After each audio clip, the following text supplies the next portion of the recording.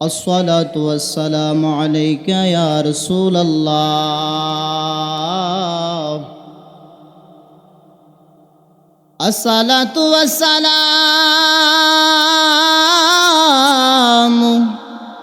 عليك يا حبيب الله. الصلاة والسلام عليك يا شفيع المذنبين. الصلاة والسلام عليك يا رحمة للعالمين. اللهم صل على محمد وعلى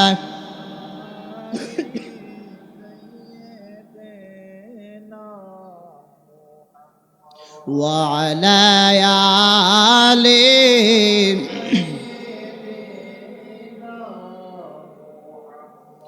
কবরের আযাবে যদি মানুষ দেখিত, কবরের আযাবে যদি মানুষ দেখিত, গরবারে রিয়া জংলাই ফালাইতু। আল্লাহুম্মা সাল্লি জোরে মুহাম্মাদ ওয়া আলা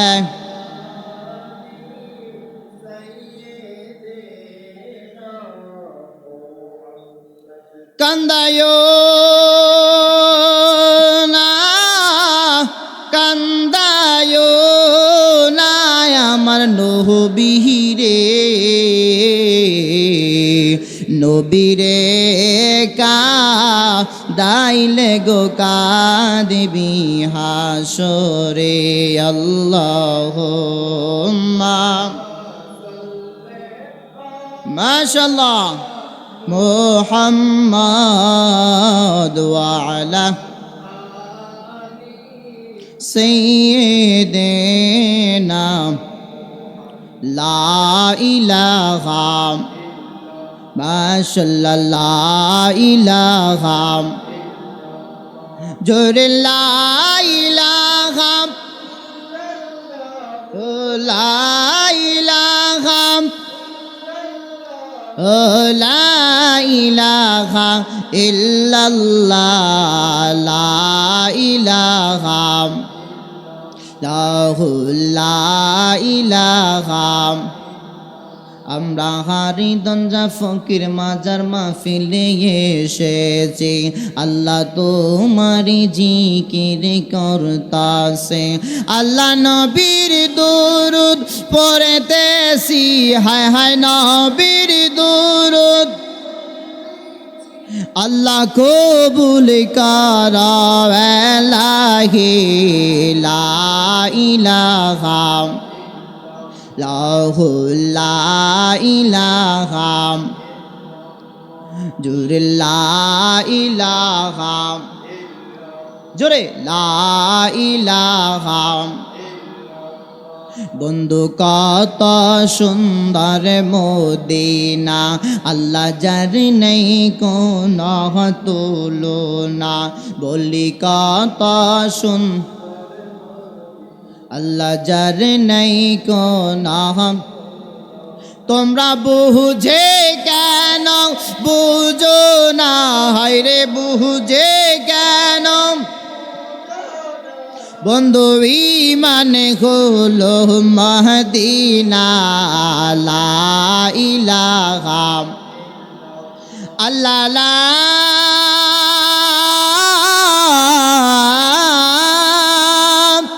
ইলাহা ইল্লাল্লাহু মুহাম্মাদুর রাসূলুল্লাহ সাল্লাল্লাহু তাআলা আলাইহি ওয়াসাল্লাম। আল্লাহ আল্লাহ আল্লাহ আল্লাহ আল্লাহ।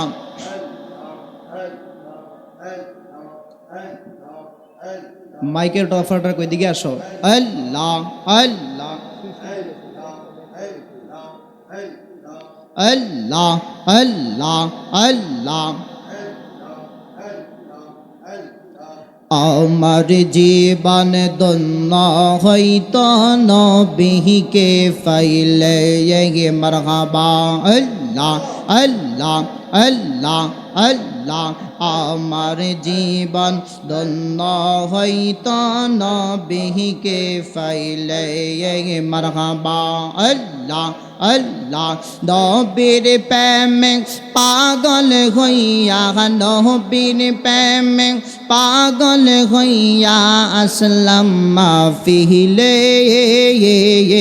আমার জীবন ধন্য হইত নবীকে পাইলে মাশাআল্লাহ। আল্লাহ আল্লাহ আল্লাহ রে আল্লাহ আল্লাহ। বুক বেসে যায় নবীর তরে নয়নের জলে। বুক বেসে যায় নবীর তরে নয়নের জলে। আমার জীবন ধন্য হইত নবীকে পাইলে মাশাআল্লাহ। আল্লাহ আল্লাহ আল্লাহ। এশকে রাসূল এশকে খোদা কোরআনে বলে। এশকে রাসূল এশকে খোদা কোরআনে বলে। আমার জীবন ধন্য হইত নবীকে পাইলে মারহাবা। আল্লাহ আল্লাহ আল্লাহ। ওয়াসকরুনি জুহবা পাইল নূর নবীর প্রেমে।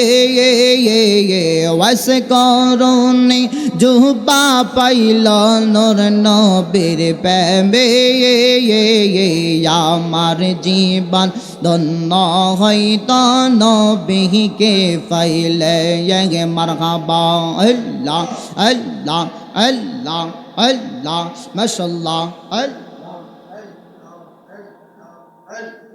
তোমারে না দেখলে আমার ঘরে এই রায় নাম রে। তুই আমার জীবন রে কাউকাব তুই আমার জীবন মারহাবা। আল্লাহ আল্লাহ। তুই আমার জীবন রে কাউকাব চাঁদ তুই আমার জীবন মারহাবা। আল্লাহ আল্লাহ। তোমারে না দেখলি আমার ঘরে এই রায় নাম রে। তুই আমার জীবন রে মুর্শিদ তুই আমার জীবন মারহাবা। আল্লাহ আল্লাহ আল্লাহ আল্লাহ। তোমার আমার বালক বাসা জানে সর্ব জনে জানে সর্ব জনে মারহাবা। আল্লাহ আন্দার চোখের মনি তুমি সাতরা আজারো ধন রে। তুই আমার জীবন রে মুর্শিদ তুই আমার জীবন। তুই আমার জীবন রে মুর্শিদ তুই আমার জীবন মারহাবা। আল্লাহ আল্লাহ আল্লাহ রে আল্লাহ আল্লাহ। তোমার আমার ভালোবাসা জানি সর্বজনে রে তুই আমার জীবনে রে কাউকাব চাঁদ তুই আমার জীবন মারহাবা আল্লাহ আল্লাহ আল্লাহ আল্লাহ লা ইলাহা ইল্লাল্লাহু মুহাম্মাদুর রাসূলুল্লাহ সাল্লাল্লাহু তাআলা আলাইহি ওয়াসাল্লাম। আলহামদুলিল্লাহ, আল্লাহ রাব্বুল আলামিনের দরবারে শুকরিয়া জ্ঞাপন করি যে রব্বে কারীম রব্বুল আলামিন অত্যন্ত দয়া করে মায়া করে আমাকে আপনাদেরকে পবিত্র ঈদে মাজিউন নবী সাল্লাল্লাহু আলাইহি সাল্লাম ও ঈদে মিলাদুন নবী সাল্লাল্লাহু আলাইহি সাল্লাম উদযাপন উপলক্ষে হযরত হারিদন শাহ ফকির রহমাতুল্লাহির স্মরণে এই ওয়াজ দোয়ার মাহফিল সম্মানিত প্রধান অতিথি আন্তর্জাতিক ইসলাম প্রচারক বিশ্বব্যাপী ইসলামের আলোড়ন সৃষ্টিকারী বহু ইসলামিক গ্রন্থের প্রণেতা মুর্শিদ বরহক আলা হযরত শেখ শাহজাদা ডক্টর সৈয়দ আহমদ ফিয়ারা বাগদাদি আল কাদরি রহমাতুল্লাহি আলাইহি একমাত্র খেলাফত প্রাপ্ত আলে রাসূল সাল্লাল্লাহু আলাইহি সাল্লাম আওলাদে গৌসুফাক রাদিয়াল্লাহু তাআলা আনহুর মহাত্মাদিক সাধক আলহাজ শাহ সুফি শেখ শাহজাদা সৈয়দ গোলাম মোহাম্মদ আব্দুল কাদের কাওকাব পীর সাহেব শাহপুর দরবার শরীফ বারাকাল্লাহু ফি হায়াতি আল্লাহ আমিন বলি সবাই। সম্মানিত সুধী প্রধান বক্তা আলহাজ হাফিজ মাওলানা মফিজুল ইসলাম আল কাদরি শাহপুরি সাহেব, হযরত উলামায়ে কেরাম, সময় সংক্ষিপ্তের কারণে প্রত্যেকের নাম বলা সম্ভব হচ্ছে না, ক্ষমা প্রার্থী। যাই হোক, আপনারা যারা বসতে পারলাম আমরা সবাই বলি হায়াতের মালিক কে? একটু কথা বলেন বাবা, কে? ইজ্জতের মালিক কে? এই জান্নাতি বাগানের মধ্যে বসার মতো তৌফিক দিয়েছেন কে? অনেক মানুষ বাড়ির মধ্যে, অনেক মানুষ দোকানপাটে, আল্লাহ প্রত্যেককে তৌফিক দেয় নাই। আবার অনেক মানুষ হাসপাতালের মধ্যে আসে না নাই, জোরে বলে। যাই হোক, আল্লাহ আমাদেরকে সুস্থ রেখেছেন, এটা আল্লাহর একটা নেয়ামত, আলহামদুলিল্লাহ। তো খুতবাও সংক্ষিপ্ত করেছি, তার কারণ এই জায়গা থেকে যা কিছু কথা বলার পর ইনশাআল্লাহ আমি চলে যাব কুমিল্লাতে, মাটিয়াফাড়া একটা মাহফিল আছে, আমার ওই জায়গায় চলে যাব। যাই হোক, যেই কথাগুলো বলবো আমাদেরকে আল্লাহ আমল করার মতো তৌফিক দান করুক, আমিন বলি সবাই। আল্লাহ রব্বুল আলামিন কোরআনের মধ্যে বললেন, দুনিয়ার বান্দারা আমি আল্লাহ রব্বুল আলামিনের দরবারে তোমরা তওবা করো। আমার সুবর্ণপুরের বাবাজিরা গো, ও নবী প্রেমিকের দলেরা, আল্লাহ রব্বুল আলামিন বললেন তুবু ইলাল্লাহি তাওবাতুন নাসুহা। এই আমার বান্দারা, তোমাদের জিন্দেগির জমিনের মধ্যে হায়াতের রেখার মধ্যে চলতে গিয়ে গুনাহ হয়ে যাবে, গুনাহ হয়ে যাবে। আমি জানতে চাই সুবর্ণপুরের বাবারা, জিন্দেগির জমিনে আপনাদের গুনাহ আছে না নাই? জোরে বলেন। আরে নিঃশ্বাসের বিশ্বাস কইরা গো, আরে বাদলাম ভারী ঘর, আরে কোন দিন জানিয়া আজরাইলাইসা গো, আর সবই করবে পার রে, ওরে জীবন গুনায় গুনায় গেল রে। ঠিক নিও বাবা। এই জন্য বলি সুবর্ণপুরীর বাবা, আল্লাহ রাব্বুল আলামিন দুনিয়ার বান্দাদেরকে বললেন, বান্দারা তোমাদের অন্যায় হয়ে যাবে, গুনাহ হয়ে যাবে বান্দা, এই গুনাহের জন্য আমি রাব্বুল আলামিনের দরবারে তোমরা ক্ষমা চাও, ইস্তিগফার করো। যদি তোমরা ইস্তিগফার করতে পারো, আমি আল্লাহ রাব্বুল আলামিন তোমাদের গুনাহগুলো ক্ষমা করে দেব। সুবহানাল্লাহ। আবার সুবর্ণপুরীর বাবা, এই দুনিয়ার জমিনের মধ্যে আল্লাহর একজন ওলিয়ে কামেল ছিল, যার নাম ছিল ইমাম গাজ্জালী রাহমাতুল্লাহি আলাইহি। তার কিতাবের মধ্যে একটা ঘটনা পড়েছিলাম, আমি আপনাদেরকে সংক্ষিপ্ত ভাষা আমি বলবো। বান্দারা দুনিয়ার জমিনের মধ্যে আল্লাহর কাছে যখন ক্ষমা চায়, আমার আল্লাহ কত বেশি মায়া করে, কত বেশি দয়া করে, কত বেশি পরম করুণা করে, সুবহানাল্লাহ। ইমাম গাজ্জালীর কিতাবের মধ্যে রে বাবা, আমি যে ঘটনাটা করেছিলাম, আল্লাহর বান্দা ওনার কিতাবের মধ্যে লিখতেছেন, বনে ইসরাইলের জামানার মধ্যে এমন একজন আল্লাহর বান্দা ছিল, মুসা কালিমুল্লাহর উম্মত ছিল। ওই উম্মতটা এত বেশি পাপী ছিল রে, যে পাপীর কারণে মহল্লার মানুষ, এলাকার মানুষ মুসা নবীর কাছে বিচার দিল, হ্যাঁ মুসা পয়গম্বর, আপনি একটু আল্লাহর কাছে একটু তার জন্য কিছু ফয়সালা করুন। কি ফয়সালা করবো গো উম্মতেরা? বলে আল্লাহর নবী, তার অত্যাচারে আমরা এলাকার মানুষ বসবাস করতে পারি না, বাস করতে পারি না, এমন কোনো গুনাহ নাই যে বান্দা করে না। এবার মুসা কালিমুল্লাহ আল্লাহর কাছে না বলে মুসা কালিমুল্লাহ একটা জঙ্গলের মধ্যে তাকে ফেলে দিল, একটা জঙ্গলের মধ্যে তাকে ফেলে দিল। এবার মুসা কালিমুল্লাহকে আল্লাহ রব্বুল আলামিন জিবরাইলের মাধ্যমে ওহী নাযিল করলেন, এ জিবরাইল, আমার নবী মুসার কাছে চলে যাও, অমক জঙ্গলের মধ্যে এমন আমার আল্লাহর বান্দা, আমার বন্ধু আছে, তাকে যেন দাফন কাফন করে, তাকে যেন সুন্দর করে তার কবরের ব্যবস্থা করে দেয়। মুসা কালিমুল্লাহ ওই জায়গার মধ্যে যাওয়ার পরে দেখতেছ ওই যে খারাপ মানুষটা ওই জায়গার মধ্যে পড়ে আছে।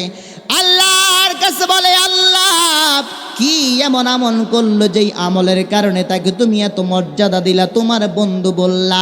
আল্লাহ বলে, মুসা, এ মুসা, এলাকার মানুষগুলো তোমার কাছে নালিশ দিল, আর তুমি তাকে জঙ্গলের মধ্যে ফেলে দিলা। আল্লাহর বান্দা আমার কাছে এমনি ভাবে ফরিয়াদ জানালো, আয় আল্লাহ, দুনিয়ার মানুষগুলো আমাকে জঙ্গলের মধ্যে ফেলে দিল, আল্লাহ আয় রব্বে কারীম, ও দয়ার আল্লাহ, তুমি আমাকে যদি জাহান্নামে দাও তোমার কোনো ক্ষতি হবে না, আর তুমি আমাকে যদি তোমার জান্নাতওয়ালা ব্যক্তিদের সাথে শামিল করো তোমার কোনো লস হবে না, আর আমাকে যদি তুমি জঙ্গলার মধ্যে তুমি এত নাজ নেয়ামত দিয়ে আমাকে যদি দয়া করো, তাও তোমার দয়া থেকে শস্য পরিমাণ দয়া কমবে না। এ মুসা,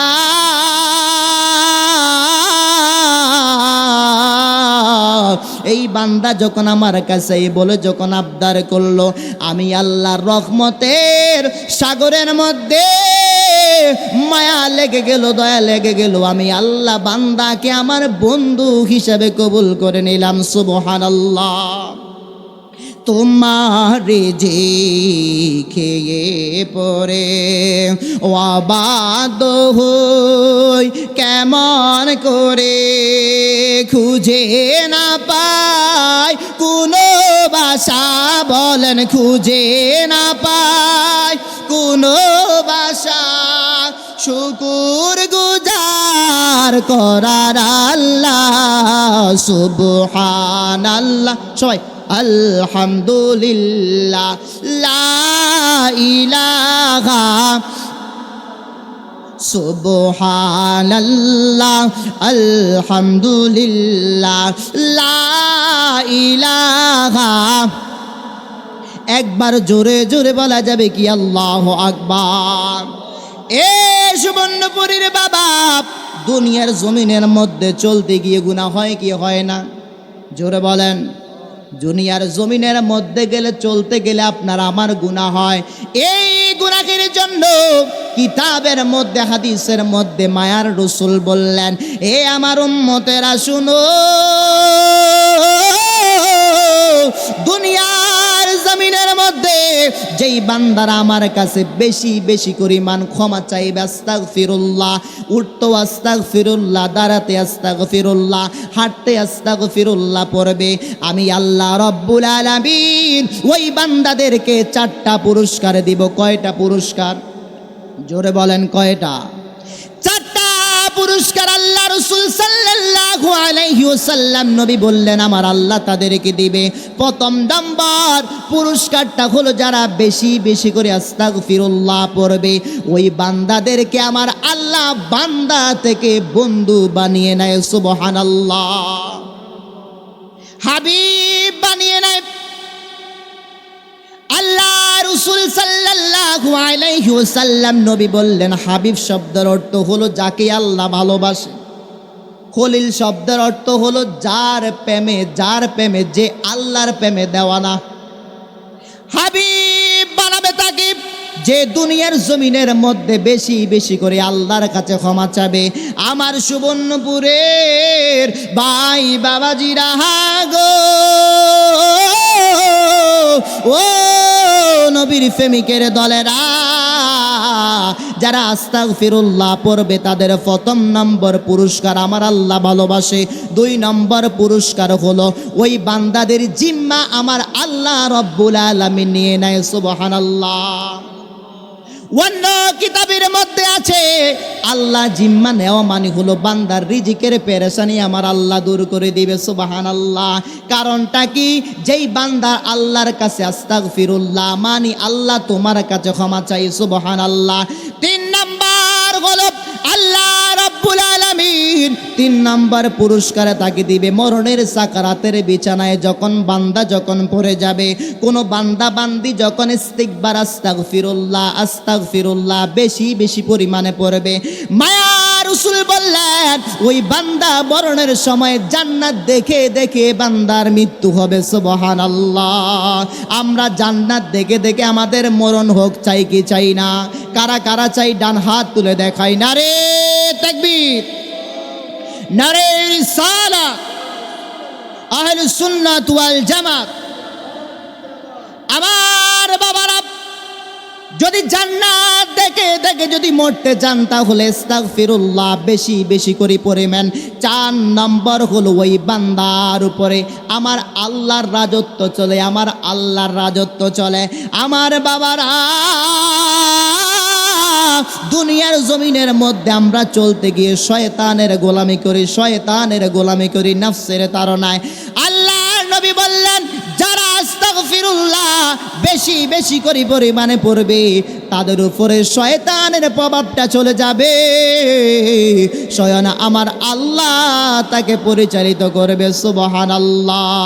আমার যুবক ভাইয়েরা, সুবর্ণপুরীর বাবা আল্লাহর নবী রাহমাতাল লিল আলামিন নবী বললেন ইস্তিগফার করলে আমার আল্লাহ রব্বুল আলামিন খুশি হয়ে যায়। সুবহানাল্লাহ। তাহলে আস্তাগফিরুল্লাহ বেশি বেশি পড়বেন তো ইনশাআল্লাহ? পড়বেন কিনা জোরে বলেন। ইস্তিগফার শরীফ এটা পড়তে পারি না আমরা সবাই, জানি কি জানি না? আস্তাগফিরুল্লাহ উঠতে বসতে চলতে ইস্তিগফার পড়তে পারবো ইনশাআল্লাহ আমরা। আস্তাগফিরুল্লাহ পড়ার জন্য কোনো ওযু প্রয়োজন নাই, তবে দুরুদে মুস্তাফা পড়ার জন্য ওযু দরকার আছে। তবে আবার মুসলমান ওযু অবস্থায় থাকতে পারলে শহীদি মর্যাদার মৃত্যু। সুবহানাল্লাহ। তার মানে ওযু আপনারা করবেন না? ওযু করবেন। ওযু অবস্থায় মরলে শহীদি মর্যাদা। সুবহানাল্লাহ। এই জন্য বলি আমার বাবারা, আল্লাহ একজন খাঁটি আল্লাহর একজন বাদশা ছিল যার নাম ছিল ইব্রাহিম বিন আদহাম। ইব্রাহিম বিন আদহাম, তার কাছে একটা আল্লাহর বান্দা একটা যুবক আসলো। আসার পরে ইব্রাহিম বিন আদহাম রাহমাতুল্লাহি আলাইহি বলে হুজুর আমার নফসকে একটু আপনি আলোচনা করেন, নসিহত করেন। নারে তাকবীর, নারে রিসালাত। হযরত মাওলানা আব্দুল কাদের হুজুর আমাদের মাঝে আগমন করেছেন, আমরা জোরে বলি মারহাবা, আরো জোরে বলি মারহাবা। সম্মানিত এলাকাবাসী, আমরা যারা এখন এদিক সেদিকে আছি ইনশাআল্লাহ চলে আসি এক এক করে ওয়ারাসাতুল আনবিয়া জাতির মাতার মুকুট যারা আসতেছে, আপনারা খুশি না বেজার? জোরে বলেন, জোরে বলেন। আমরা খুশি, কারণ এই জায়গা যদিও গতকালকে সুবর্ণপুরের খানবাড়ির পুকুর পাড় ছিল, আজকে এটা পুকুর পাড় নয়, এটা স্বয়ং জান্নাতের বাগান হয়ে গিয়েছে। কারণ যেই জায়গার মধ্যে কোরআন হাদিসের আলোচনা করা হয়, এটার জায়গা থাকে না, এটা জায়গা থেকে জান্নাতের বাগান হয়ে যায়। জোরে বলেন সুবহানাল্লাহ। যাই হোক, হুজুর এসেছে, আমি কিছুক্ষণের মধ্যে মাইকটা ছেড়ে দিব, কারণ আমার অন্য জায়গায় যাওয়া লাগবে, শরীরটা বেশি ভালো না, হঠাৎ করে ঠান্ডা। যাই হোক, সব কিছু আল্লাহরই হুকুম। আপনারা জোরে বলি মারহাবা, আরও জোরে বলি মারহাবা। হায়াত মৌতের মালিক কে? অসুস্থ দেয় কে? সুস্থ করে কে? আল্লাহ। সব কিছু আল্লাহ নিয়ামত। আমার সুবর্ণপুরীর বাবারা, ইব্রাহিম বিন আদহাম রাহমাতুল্লাহি আলাইহির কাছে একটা যুবক এসে বলতেছে, হুজুর আমাকে কিছু নসিহত করেন। কি নসিহত তোমাকে করব যুবক? বলে, হুজুর আমি দুনিয়ার জমিনের গুনাহ ছাড়তে পারি না, আমাকে এমন কিছু কথা বলেন যেই কথার কারণে আমি গুনাহগুলো ছেড়ে দেব। এবার ইব্রাহিম বিন আদম রাহমাতুল্লাহি আলাইহি কিতাবের মধ্যে পড়েছে রে বাবা, ইব্রাহিম বিন আদহাম তাকে বলতেছে, যুবক ভাই তুমি এমন জায়গার মধ্যে গুনাহ করবা যেই জায়গার মধ্যে আমার আল্লাহ রব্বুল আলামিন দেখে না। যুবক বলে, হুজুর আল্লাহর কাছে দুনিয়ার জমিনের কোনো জায়গা বাদ নাই যেই জায়গায় আমার রব্বে কারিম দেখে না। বলে, তাহলে তুমি গুনাহ ছেড়ে দাও। 2 নাম্বার নসিহত, তুমি যদি আল্লাহর নাফরমানি গুনাহ যদি করো, তাহলে তুমি আল্লাহর রিজিক খাওয়া বন্ধ করে দাও। বলে, হুজুর আল্লাহর রিজিক তো সব, যত খাবার আছে সমস্ত সৃষ্টিকর্তা হলো আল্লাহ। আমি আল্লাহর খাওয়া যদি ছেড়ে যাই তাহলে তো আমি মরে যাব। যদি বলে আল্লাহ রিজিক খাওয়া যদি বন্ধ যদি না করতে পারো, তাহলে তুমি গুনাহ ছেড়ে দাও। 3 নাম্বার নসিহত, তুমি আজরাইল যখন তোমার জানটা যখন কবজ করার জন্য চলে আসবে, আসার পরে বলবা, ভাই আজরাইল আমাকে একটু সময় দাও তওবা করার জন্য। বলে, হুজুর কোনোদিন আজরাইল কারো কোনো কথা শুনে না, আসবে আর সাথে সাথে জানটা কবজ করে নিয়ে যাবে, কথা আর কারো শুনবে না। ইব্রাহিম বিন আদহাম বলতেছে, যদি তোমার আজরাইলের সাথে কথা বলার সামর্থ্য যদি না থাকে তাহলে তুমি গুনাহ ছেড়ে দাও। এবার আরেকটা নসিহত করলেন, হে যুবক ভাই, জান্নাতের ফেরেশতারা যখন তোমাকে যখন জান্নাত দিবে না, জাহান্নামের ফেরেশতারা যখন তোমাকে জাহান্নামের মধ্যে টেনে টেনে নিয়ে যাবে, তখন তুমি জাহান্নামের ফেরেশতাদেরকে ধমক দিয়ে তাদের কাছ থেকে তুমি দৌড়ে চলে আসবা। পারবানি? বলে, না পারবো না। এখন ইব্রাহিম বিন আদহাম বলে, যুবক যদি এই কথাগুলা যদি না স্মরণ করতে পারো, না মানতে পারো, তাহলে তুমি আল্লাহর দেওয়া হুকুম মানো, শয়তানের ওয়াসওয়াসা থেকে নিজের নফসকে কন্ট্রোল করো। সুবহানাল্লাহ। আমরা গুনাহ ছেড়ব না, জোরে বলেন। গুনাহ কি করবেন না ছাড়বেন? আরো জোরে বলেন। আল্লাহ দেখি কি দেখে না? এই যে এই জান্নাতের বাগানের মধ্যে অনেক মানুষ দেখেন তাবারুকের সময় ভিড় করবে, এখন আসে না। এই জন্য নসিহতমূলক কথাগুলো আমি তো কিছু বলি না, এলেম কালাম নাই, হযরত উলামায়ে কেরাম আছে, তারা বলতেছে এক এক করে কথাগুলো, যারা শুনবে। হাদিসের মধ্যে পড়েছি, মায়া রাসূল সাল্লাল্লাহু আলাইহি সাল্লাম বলতেছেন, যখন কোনো আলেম আলোচনা করে, যখন কোনো আলেম আলোচনা করে, বান্দারা আলেমদের চেহারার দিকে তাকাইয়া থাকে, সুবহানাল্লাহ বলে, কোনো কিছু বোঝে না। আল্লাহ বলে, ফেরেশতার দলেরা রে, এ ফেরেশতার দলেরা, বান্দা কিছু বুঝিনি, আল্লাহ বুঝে না, তবে আলেমদের চেহারার দিকে তাকিয়ে আছে। আমার আল্লাহ বলে, এ ফেরেশতার দলেরা,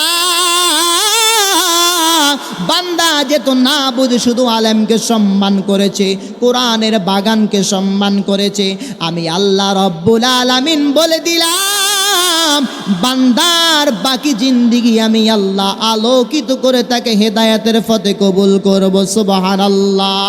আল্লাহুম্মা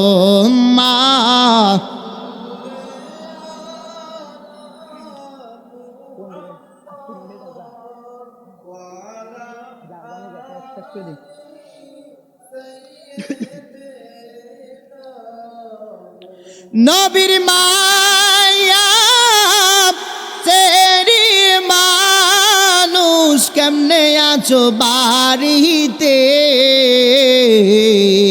তোমার মায়ায় আমার মায়ায় নবী কান্দে মদিনাতে। আল্লাহুম্মা